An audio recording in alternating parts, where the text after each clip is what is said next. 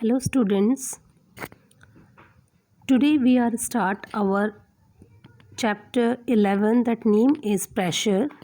In this chapter we have going to learn the idea of pressure, pressure in liquids and pressure in air. But in this video we have discussed only the idea of pressure and maybe the pressure in liquids. Okay, so let's start our chapter. You have learnt about various type of forces and their effects in our previous chapter. हमने अपने previous chapter में force के बारे में पढ़ा था और उसके effects के बारे में पढ़ा था. Now you will learn some more effects of force और इस chapter में आप कुछ more effect भी पढ़ेंगे force के. So far we have discussed forces acting as a point on a body. बहुत ही जल्दी हम पढ़ने वाले हैं forces acting at a point on a body like in pushing और pulling. ये हमने पहले पढ़ा था. And I repeating again what is pressure. जो हमारा चैप्टर है वो प्रेशर के बारे में है. So we will discuss about it.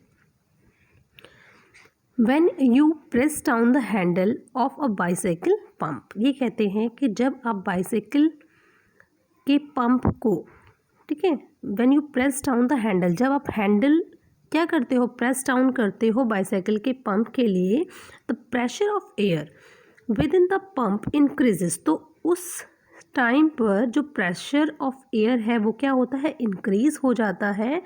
And in this turn inflates the bicycle tyre. और आप उसी टाइम पर कुछ चेंजेस देखते हो बाइसाइकिल के टायर में कि वो इन्फ्लेट होता जाता है. When you push the handle of A bicycle, और जब आप हैंडल से आप पुश करते हैं अपनी बाइसाइकिल को, pump you apply a force on the surface area of its piston. तो आप पिस्टन पर पैर रखकर जब उस सरफेस एरिया में क्या करते हैं, फोर्स अप्लाई करते हैं, तो एक प्रेशर पड़ता है जिसकी वजह से आपकी जो बाइसाइकिल है वो चलने लगती है. So the effect of force also depend on the area of the object over which it works. तो हम कह सकते हैं कि जो फोर्स है वो डिपेंड करता है ऑन द एरिया, कि किस एरिया पर object over which it works, कि वो जो ऑब्जेक्ट है किस एरिया पर वो काम कर रहा है. ओके,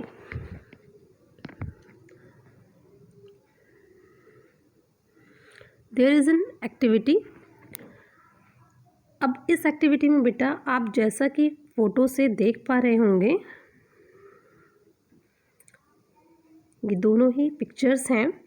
तो इसमें क्या है कि stand on a Dunlop bed and ask your friend to observe. ये कहते हैं कि डनलोप बेड पे आप क्या करेंगे, दो एक्टिविटी करेंगे. फर्स्ट कि आप उसके ऊपर स्टैंड करेंगे एंड सेकेंडली आप lay down.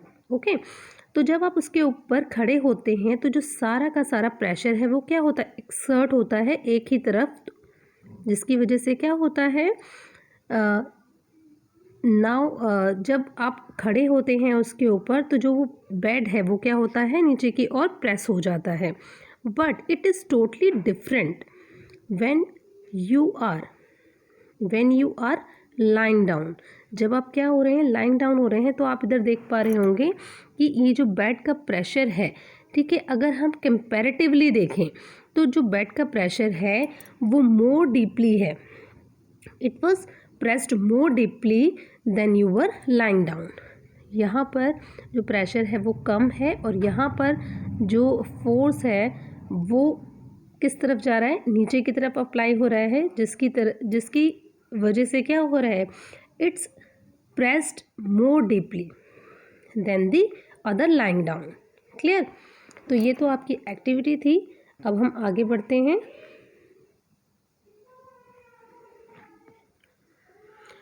When you were standing, it is the conclusion of it. When you were standing, all your weight was acting on your feet. कि आपकी बॉडी का जितना भी वेट है वो कहाँ पर आया, आपके फीट पर आया.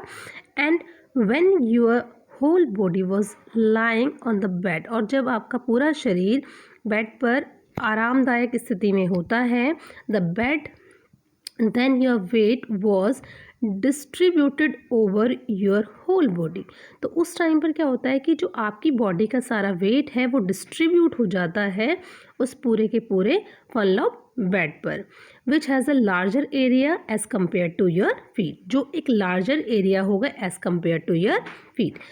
फॉर एग्जाम्पल, जब आप स्टैंड कर रहे थे, वहाँ पर स्टैंड कर रहे थे, जो आपकी फीट की पोजीशन थी, तो आपका जितना भी फोर्स था वो कहाँ आ गया था, यहाँ फीट पर। But on the other hand, when you lying down on a bed, when you lying down on a bed, तो क्या हुआ कि जो यहाँ पर होल आपकी बॉडी का जितना भी वेट था वो सारा का सारा क्या हो गया, डिस्ट्रीब्यूट हो गया, which has a larger area compare to your feet. Clear? Go to the next.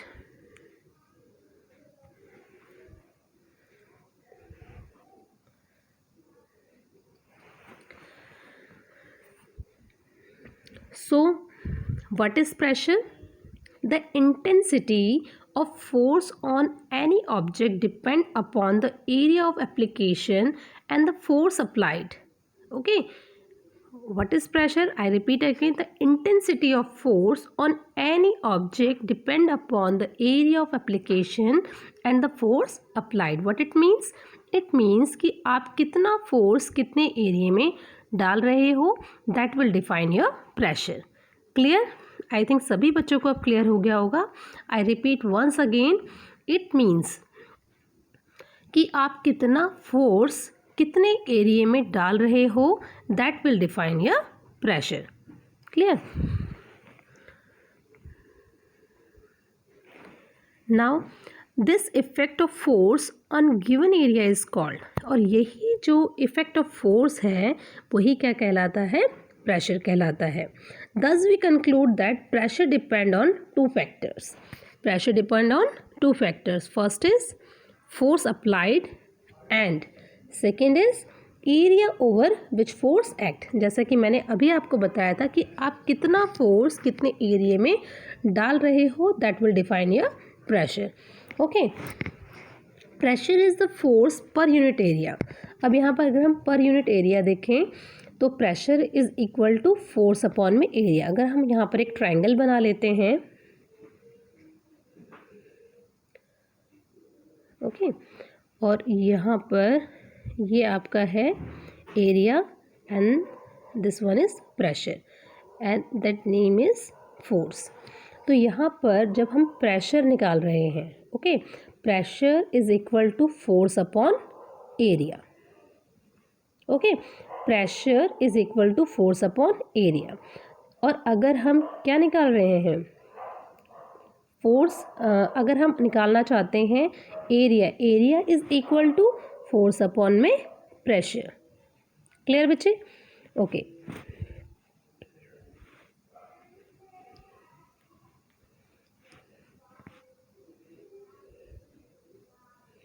From the above formula following conclusions can be drawn about pressure. ये हमने जो भी जो फॉर्मूले से हमने यहाँ पर कंसिडर किया वो क्या कंक्लूड किया कि ये सारी चीज़ें आपके किसके बारे में बताई गई थी, प्रेशर के बारे में। Number 1 point is the lesser the area of contact of a body.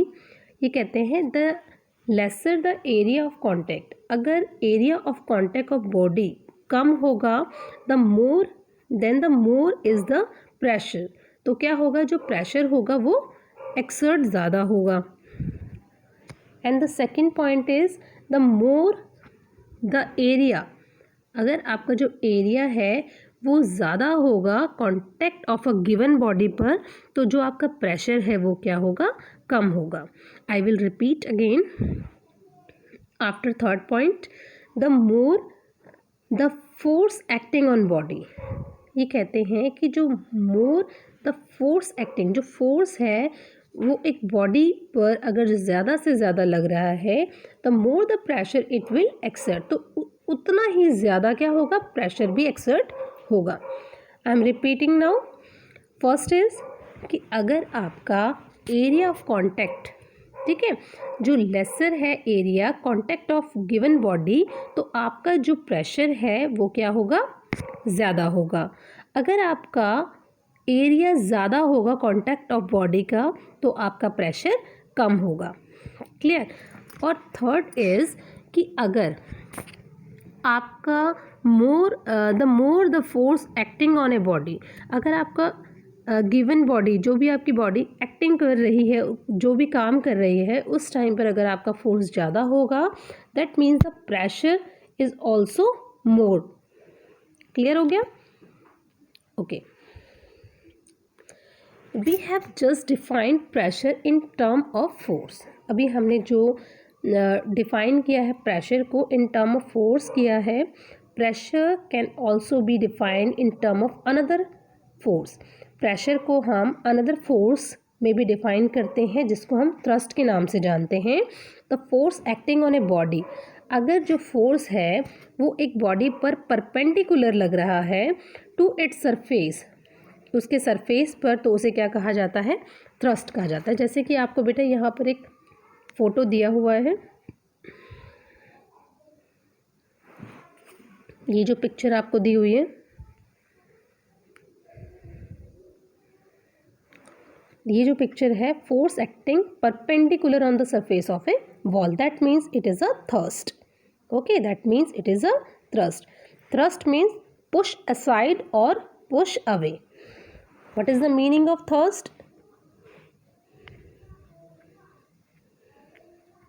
Thrust means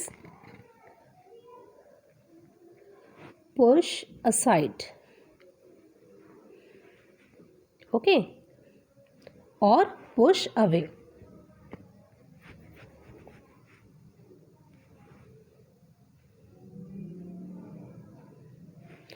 Then on that situation the pressure is equal to thrust upon में area. पहले force upon area था. It is also like a force but it is on the perpendicular. It is on the body of perpendicular so that its surface is called thrust. Okay, there is another point is the SI unit of pressure. The SI unit of pressure is Pascal. Okay, जो SI unit होती है pressure की, this is pascal, PA.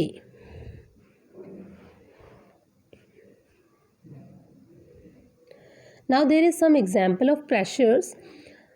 First is it is difficult. आप सभी ने देखा होगा और कई बार पढ़ा भी होगा. It is difficult to us, हमारे लिए बहुत डिफ़िकल्ट होता है कि हम सैंड में वॉक कर पाएँ because are feet sink into it. जब हम उसमें कभी भी सैंड में चलने की कोशिश करेंगे तो हमारे पैर नीचे की तरफ धंस जाएंगे. On the other hand a camel which is much heavier can easily walk on sand. देखा है ना बच्चे सभी ने कि जो कैमल है इतना हैवी बॉडी है उसकी और वो क्या कर रहा है? सैंड में वॉक कर रहा है. This is because camel has broad feet. ऐसा क्यों होता है? Because camel has broad feet. The weight of a camel is spread over the large area covered by its feet. कि जो वेट है कैमल का वो स्प्रेड हो जाता है, फैल जाता है, लार्ज एरिया कवर्ड कर लेता है इट्स फीट. दस the pressure exerted by its body on the sand is less. इसीलिए जो प्रेशर है exerted by its body on the sand is less, वो क्या होता है? लेस होता है. Second is a school bag has wide straps. आप सभी को पता है कि जो स्कूल बैग होता है इसकी जो स्ट्रैप्स होती हैं वो क्या होती हैं? वाइड होती है, थोड़ी सी चौड़ी होती हैं. Made of thick cloth so that the weight of bag falls over a large area of shoulder of the child. इसीलिए आप उसको अपने कंधे पर पहन पाते हैं ना बच्चे. This produces less pressure. और ये जो इसकी वाइड स्ट्रैप होती हैं उसकी वजह से क्या होता है कि लेस प्रेशर होता है हमारे शोल्डर्स पर and hence the child can carry heavy school bag. और इसी की वजह से जो बच्चे हैं वो हैवी स्कूल बैग को कंफर्टेबली कैरी कर पाते हैं. If the school bag has thin strap, अगर स्कूल बैग की जो स्ट्रिप्स हों वो थिन होंगी, पतली होंगी, तो क्या होगा?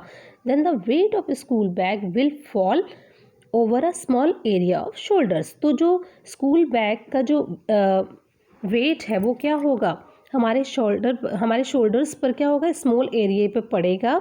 This will exert a large pressure, जिसकी वजह से एक ज़्यादा प्रेशर पड़ेगा and will become very painful for the child to carry the heavy school bag. और ज़्यादा प्रेशर पड़ने की वजह से ये बच्चों के लिए बहुत पेनफुल हो जाएगा उस स्कूल बैग को कैरी करना. Clear. Third is it is easier to walk on soft sand with flat shoes. हमारे लिए बहुत आसान हो जाता है कि सॉफ्ट सैंड पर हम फ्लैट शूज़ की मदद से क्या कर पाते हैं, वॉक कर पाते हैं, rather than shoes with sharp heels और पेंसिल हील. उन हील्स की अकॉर्डिंगली कंपैरेटिवली अदर हील्स जो पेंसिल हील्स होते हैं उसके कंपैरेटिवली सॉफ्ट सैंड पर हम क्या कर पाते हैं कि फ्लैट शूज़ से इजीली वॉक कर पाते हैं. A flat shoe has a greater area. जो फ्लैट शू होगा वो एक ग्रेटर एरिया होगा कॉन्टैक्ट का विद द सॉफ्ट सैंड के साथ, ड्यू टू विच अब क्या होगा इसके द्वारा, देयर इज़ लेस प्रेशर. जो प्रेशर है वो कम पड़ेगा on the soft ground.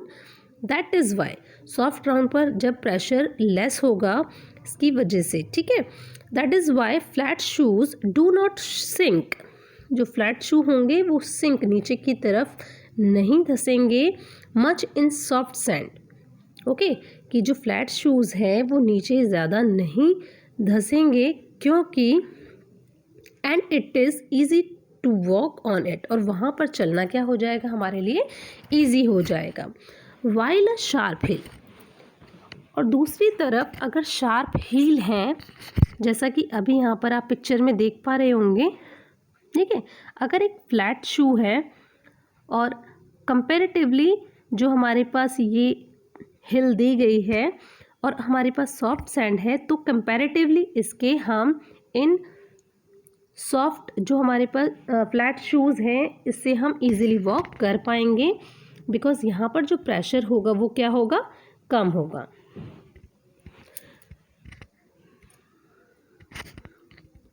While a sharp heel has a small area. अब जो ये शार्प हील है इसने क्या किया, जो एरिया है वो एक छोटे से एरिया को इसने क्या किया, कॉन्टेक्ट किया with the soft sand. Okay, and so exert a great pressure. तो सारा का सारा जो प्रेशर था वो कहाँ पड़ा, यहीं पर. ठीक है, जो सारा का सारा प्रेशर था वो कहाँ पड़ा, यहीं पर. तो जिसकी वजह से क्या होगा कि हम इन हिल्स की वजह से उस सैंड में चल नहीं पाएंगे. So the sharp heels sink deep into soft sand and it is difficult to wear to walk on the soft sand. Clear हुआ. Okay, I am repeating again कि आपके पास एक फ्लैट शू है और दूसरी तरफ एक हिल है. ओके, दूसरी तरफ आपके पास ये हिल है. जब आप सॉफ्ट सैंड में चल रहे हो तो क्या होगा कि जो यहाँ पर कांटेक्ट लगेगा एरिया का, इस पूरे वेट को ये क्या कर देगा, डिस्ट्रीब्यूट कर देगा. तो इजीली आप क्या कर पाओगे, सैंड में वॉक कर पाओगे. But on the other hand when you walk with your pencil hill on a soft sand, तो क्या होगा कि जो बॉडी का सारा वेट होगा वो किधर होगा, इस तरफ होगा और इस हिल की तरफ होगा, जिसकी वजह से ये हिल क्या होगी, सिंक हो जाएगी सैंड में और आपको डिफ़िकल्टी आएगी चलने में. Clear. Next point is when a man walk on the ground. जब एक व्यक्ति ग्राउंड में चलता है the pressure on ground is more than when he is standing. तो उस समय पर जो ग्राउंड में प्रेशर पड़ेगा वो ज़्यादा होगा किसकी बजाय, जबकि वो खड़ा है उसकी बजाय. द रीज़न फॉर दिस, और इसका रीज़न क्या है, that when a man is walking, कि जब वो व्यक्ति चल रहा था, वॉक कर रहा था, then at one time only his one foot is on the ground, कि उस समय चलते वक्त उसका केवल एक ही पैर ज़मीन से टच करता था. ठीक है, ड्यू टू दिस, और इसकी वजह से the weight of man falls on a smaller area, कि जो मैन का वेट था वो एक स्मॉलर एरिया में जा रहा था ग्राउंड में, एंड प्रोड्यूसेस मोर प्रेशर, और उसकी वजह से जो प्रेशर था ग्राउंड में ज़्यादा पड़ रहा था. On the other hand when the man is standing, जब वो मैन खड़ा है उस जगह पर, then both his feet are on the ground, उस समय पर दोनों ही पैर उसके ग्राउंड में हैं. ड्यू टू दिस, और इस वजह से the weight of man falls on a larger area. तो यहाँ पर जो वेट है उस व्यक्ति का वो लार्जर एरिया को कवर कर रहा है ग्राउंड के, which exert less pressure on the ground, जिसका जो प्रेशर है वो ग्राउंड पर लेस पड़ रहा है, लेस हो रहा है. यहाँ पर जो उस समय पर प्रेशर होगा वो क्या होगा, लेस होगा. Next one is a woodpecker hammers at tree trunks with its beak. आप सभी को पता है वुडपेकर क्या करता है. यस, जैसा कि आप पिक्चर में देख पा रहे हैं, ये क्या कर रहा है, एक ट्री को क्या कर रहा है, hammers is the tree trunks like that its beak which is sharp. इसकी जो बीक है, इसकी जो चोंच है वो बहुत शार्प होती है, पॉइंटेड एंड लॉन्ग, और क्या होती है, बिल्कुल नुकीली भी होती है और लंबी भी होती है. The force falls on the small area, और जो इसका फोर्स यानी कि जब ये ट्री पर क्या करता है, फोर्स डालता है तो एक स्मॉल एरिया पे डालता है at the tip of its beak, अपनी उस बीक के द्वारा. Hence due to its large effect it can make a hole, और इसकी वजह से, क्योंकि जो यहाँ पर इफेक्ट पड़ेगा वो लार्ज पड़ेगा, इसकी वजह से वो उस वुड में एक होल बना पाता है बहुत ही जल्दी. Okay, next is it is easier to cut an apple. जब आप एक एप्पल काट रहे हो फ्रॉम द शार्पर ऑब्जेक्ट या sharper side, then blunt because the sharper side has a less area. क्योंकि उस समय पर जब आपने इस शार्प जगह पर, आपने देखा ना ये जो शार्प है, आपके नाइफ का जो पोर्शन शार्प है, जब आप इसको एक फ्रूट के ऊपर रखते हो तो क्या होता है, सारा का सारा फोर्स इसके ऊपर लगता है, जिसकी वजह से प्रेशर बढ़ता है और आप इजीली इसको कट कर पाते हो. तो यहाँ पर जो फोर्स लगेगा वो क्या होगा, लेस होगा. Next is the tip of A swing needle is made sharp. जो टिप होती है स्विंग नीडल की वो क्या होती है, शार्प होती है, so as to put large pressure on very small area of cloth. तो इस वजह से वो क्लॉथ के जो एरिया पर एक प्रेशर डालती है वो क्या होता है, बहुत ही स्मॉल होता है, यानी कि स्मॉल एरिया ऑफ पोर्शन जो होता है वहाँ पर प्रेशर जो पड़ता है वो क्या होता है, लार्ज होता है. So as to put large pressure, तो वहाँ पर जो प्रेशर होगा वो लार्ज होगा, अ वेरी स्मॉल एरिया, लेकिन जो एरिया होगा क्लॉथ का वो स्मॉल होगा. Similarly a nail has a pointed tip. जब बिल्कुल इसी तरीके से एक नेल को पॉइंटेड किया जाता है उसकी टिप पर, so that when it is hammered, जब हम उस नेल पर यानी कि उस कील पर जब हैमर से चोट करते हैं, the force of hammer falls on a very small area. तो जो कील का जो पॉइंटेड है वहाँ पर जो है एरिया, वो एक छोटे से एरिया को क्या कर रहा है, कवर्ड कर रहा है, और वुड और wall to create a large pressure. तो इस तरीके से जो प्रेशर पड़ेगा वो लार्ज प्रेशर होगा, which penetrates the nail into wood और वॉल इजीली. ज़्यादा प्रेशर की वजह से क्या होगा कि वहाँ पर इजीली वो नेल वहाँ पर फिट हो जाएगा. Next is the skis used by skis. The skis, अब देखते हैं ना स्कीइंग करते हैं सभी, तो यहाँ पर जो स्कीज किया जाता है use by skiers are long and flat. वो क्या होते हैं, long and flat. As you can see in this picture, these are the seam.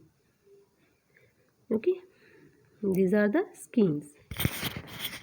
तो वो लॉन्ग और फ्लैट होते हैं, which reduce the pressure on the snow, जो कि घटा देते हैं प्रेशर को बर्फ़ में। This makes the skiers to slide over the snow. इसकी वजह से जो स्केयर्स होते हैं वो क्या करते हैं, स्लाइड कर पाते हैं स्नो में easily. And their feet do not sink in the ground, और उनके जो पैर हैं वो स्नो से भरे हुए ग्राउंड पर नहीं धंसते हैं, सिंक नहीं होते हैं। Next is the tyres of buses and trucks have broad.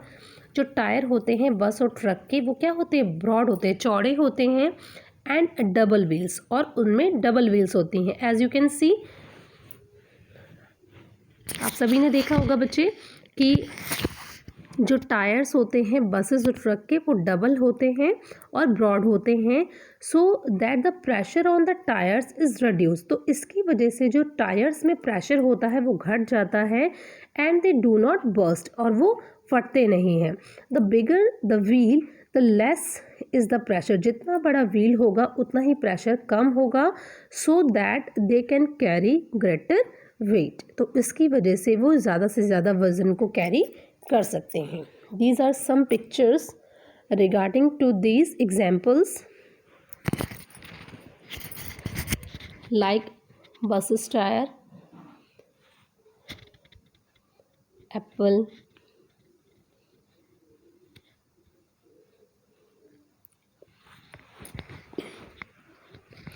next is potters wear turbans while carrying heavy loads on head। आपने देखा होगा कि जो पॉटर्स होते हैं वो अपने सिर पर टर्बन पहन कर रखते हैं, जिसकी वजह से वे हैवी लोड को अपने सिर पर ले लेते हैं। बाय डूइंग दिस, जब वो ये काम कर रहे होते हैं, pressure on their heads gate reduced. तो टर्बन की वजह से जो प्रेशर है वो क्या होता है, रिड्यूस हो जाता है due to increase in the area of contact. Clear. Next one is 11th number. An army tank weighing more than 1,000 ton rests upon a continuous chain. Clear? Or this chain is wide steel belt provided over the wheels of the tank so that the exert less pressure on the ground and do not sink into it. Okay. Next one is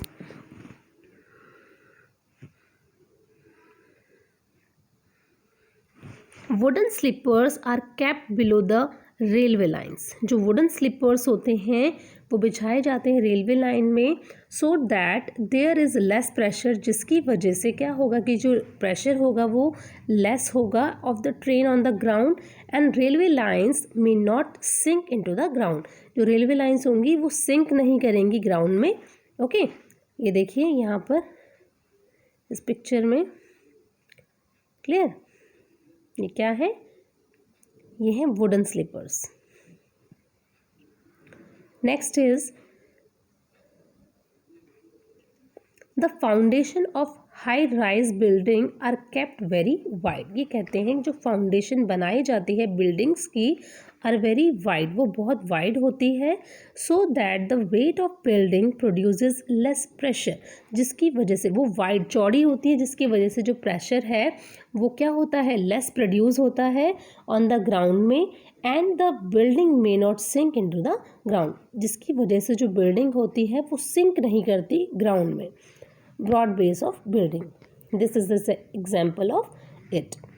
so we have completed, no, we are not completed.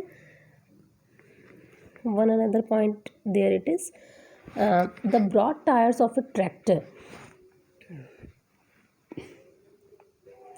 The broad tire of a tractor spread its weight over a large area. जो broad tires होते हैं वो tractor spread, वो क्या करता है कि broad होने की वजह से, ट्रैक्टर के जो टायर्स हैं वो ब्रॉड होने की वजह से उसके वेट को स्प्रेड कर देते हैं, फैला देते हैं ग्राउंड में over the area, so that there is less pressure on the ground, जिसकी वजह से ग्राउंड में जो प्रेशर है वो कम पड़ता है। ड्यू टू दिस, जिसकी वजह से a tractor can travel over soft और मडी ग्राउंड। जो ट्रैक्टर होता है वो ट्रैवल चलता है एक मडी ग्राउंड में भी विदाउट सिंकिंग इन इट, बिना सिंक हुए, बिना उसमें धंसे वो इजीली चलता रहता है। क्लियर। तो अभी आज हमने अपने चैप्टर को इतना कंप्लीट किया है, बाकी के जो पॉइंट्स हैं हम अपनी नेक्स्ट वीडियो में कंप्लीट करेंगे। सो टिल देन सभी बच्चे इस चैप्टर के इतने पोर्शन को अच्छे से रीड आउट करेंगे और समझने की कोशिश करेंगे। Clear. Okay, thanks for watching.